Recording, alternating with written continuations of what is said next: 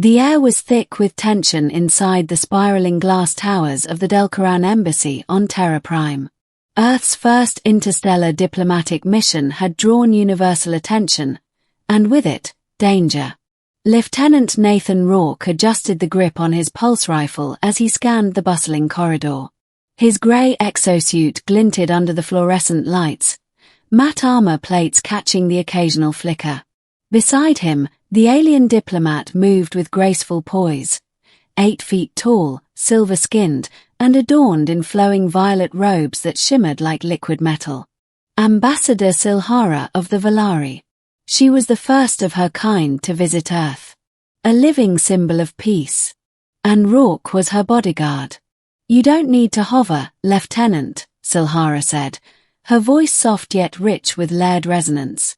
"I sense no danger." "I'm paid to hover, Ambassador," Rourke replied without breaking stride. Besides, last week's assassination attempt didn't seem like a fluke. Her expression twitched into what humans might call a smile. "You saved my life. Again. You bleed too much for me. And I'm not planning to stop." They reached the main chamber, a towering dome of transparent alloy, giving a full view of Earth's sky streaked with starships. Sylhara was set to speak to a joint Terran-Velari council on the issue of interstellar trade routes. But as she floated gracefully to the podium, Rourke's eyes never left the crowd. Until something in his earpiece cracked. "Rourke, we've got movement, North Service Corridor. 3 untagged biosigns." His heart spiked. He scanned the room. Too many people. Too many exits. And then, in the corner of his vision, a shimmer, a cloaked figure. "Ambassador, down!" he roared, lunging forward. 3 shots fired, almost silent.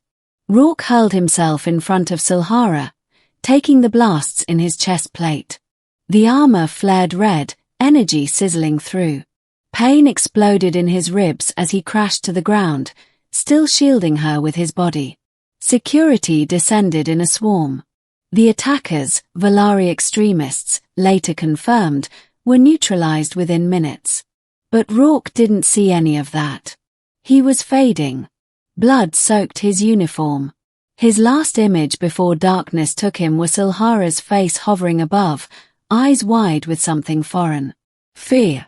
Rourke woke to the scent of ozone and sterile air. He was on a medical platform aboard a Velari starcruiser, not a human facility. A hovering orb monitored his vitals. He groaned. "Sylhara," he rasped. "I'm here."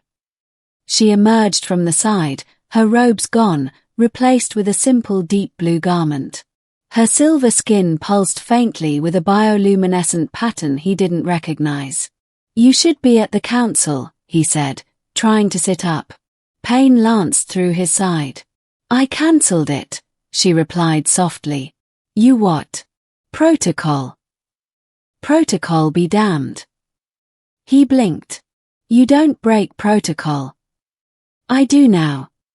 She stepped closer, placing a hand over his. "I scanned your injuries myself. You nearly died. Again. Because of me.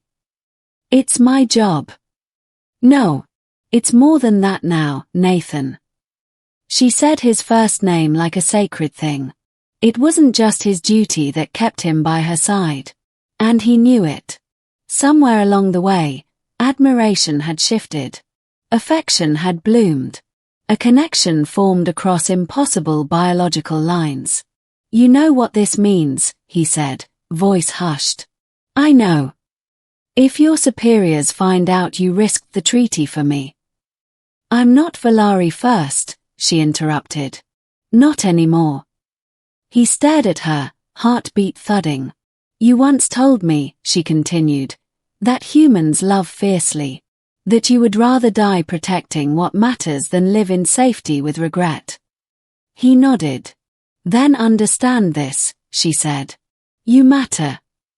Over the next few days, Rourke recovered aboard the Velari vessel, shielded from the media frenzy. His injuries were extensive, 2 fractured ribs, a punctured lung, But Velari medical tech was beyond anything human science could offer. And Sylhara was there every moment. She read him ancient Velari poetry, long spiraling lines of metaphor and emotion, translated in whispers. She brought food, not just synthetic nutrient packs, but real Velari dishes with strange flavors and glowing threads of plant life. She even learned how to brew earth coffee, though her attempts left much to be desired. One evening, as stars blurred past outside the observation deck, he asked the question he'd been holding back. What happens now? With us? She didn't answer right away. Instead, she turned to the window. Her silhouette glowed faintly in the starlight, regal and alien and utterly familiar. My people won't understand, she said. Nor will yours. A diplomat and a human soldier. It's not just improbable. It's forbidden. Then we run, he offered with a half-smile. She returned it. No, we lead. A month later, the Terran Velari conference resumed, this time under far heavier security. Rourke, no longer in uniform, stood beside the stage in a ceremonial tunic gifted by Sylhara. His wounds had healed, but the scar across his side remained, a thin red mark, a reminder of what he'd given. And what he'd gained.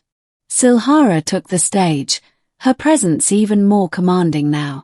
She spoke of unity, of sacrifice, and of the invisible threads that bound souls beyond genetics and species. And then she did something unthinkable. She reached for Rourke's hand. The room gasped. Cameras flashed. But neither of them looked away. We are more than roles, Sylhara said into the microphone. We are more than species. We are what we choose to protect. The crowd was silent for a beat. And then, slowly, it erupted, in awe, in disbelief, in applause. The backlash came, of course. Velari councillors demanded her resignation. Human politicians questioned Rourke's clearance. Accusations flew. Speculation spread. But the image of them standing together, hand in hand, had already ignited something deeper. Public sentiment shifted. People saw the bond, saw the cost, and saw the courage. In time, a new treaty was forged, one that included clauses never before imagined. Clauses allowing for cultural bonds, for diplomatic unions beyond species lines. For love, even, in the language of politics. Rourke returned to service, this time as a liaison between human and Velari security forces. Sylhara continued her role, now elevated to interstellar high envoy. They lived on no single planet, but between stars. Together. And sometimes, late at night aboard their ship, as Earth spun distant behind them, Rourke would trace the scar on his side, remembering the day he bled for her. And she, impossible, radiant, alien, chose to bleed protocol for him.